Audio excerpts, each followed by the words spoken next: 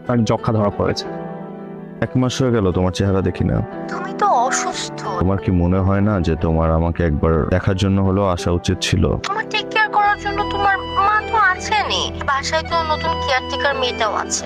সামান্য একটা কেয়ারটেকারের সাথে তুমি নিজের তুলনা করে ফেললে। তুমি আমার ফিউচার ওয়াইফ, তোমার স্থান কি একজন কেয়ারটেকার নিতে পারে? আপনার গরম গরম স্যুপ রেডি। আজকে শরীর কেমন? আগের চেয়ে ভালো, কিন্তু আমার তো মারাত্মক ছোঁয়াচে রোগ। আপনার তো আমার থেকে দূরে থাকা উচিত। আপনাকে এভাবে ফেলে কিভাবে যাই? আজ হোক কাল হোক আলাদা হতেই হবে। এটা মুখ্য বিষয় না, আপনি আগে সুস্থ হন, তারপর ভেবে দেখবো। রিস্ক হয়ে যাচ্ছেন আপনার জন্য। আমি আপনার মতো আভিজাত্যে বড় হইনি, যেখানে বড় হয়েছে বড় বড় মানুষ রূপী জীবাণুর সাথে আমি ফাইট করে বড় হয়েছে। প্রত্যেক দিন কত হাজার হাজার ডাক্তার নার্স তাদের জীবনের ঝুঁকি নিয়ে মানুষের সেবা করছে, আর আমি সেখানে স্ত্রী হয়ে নিজের স্বামীর পাশে থাকবো না। আপনার সাথে তো আমার কন্ট্রাক্ট ম্যারেজ। যতক্ষণ না পর্যন্ত ডিভোর্স হচ্ছে ততক্ষণ পর্যন্ত তো আমরা হাজবেন্ড ওয়াইফ, আর স্বামী স্ত্রীর উচিত যে কোনো পরিস্থিতিতে একে অপরের পাশে